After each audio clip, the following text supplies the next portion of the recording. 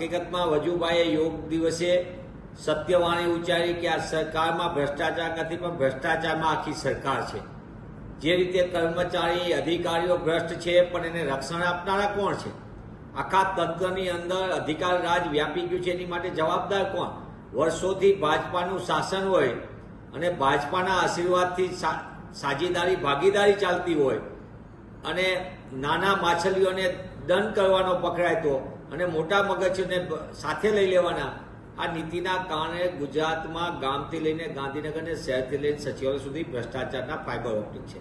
અને એના કારણે જ વજુભાઈ સન્માનીય વ્યક્તિ તરીકે એમને જ્યારે મનની વાત કરી છે, પણ ગુજરાતનો સામાન્ય નાગરિક જાતિનો પ્રમાણપત્ર લેવું હોય, સ્કોલરશીપ માટે આવકનો દાખલો લેવો હોય કે પછી વારસાઈમાં ખેડૂત તરીકે એન્ટ્રી કરવાની હોય પોતાની વાયસાઈ મિલકતમાં, તો પણ એને પોતે જ્યાં લગી પૈસા ન આપે ત્યાં લગી એને કાંઈ પ્રકારનો નિર્ણય થતો નથી.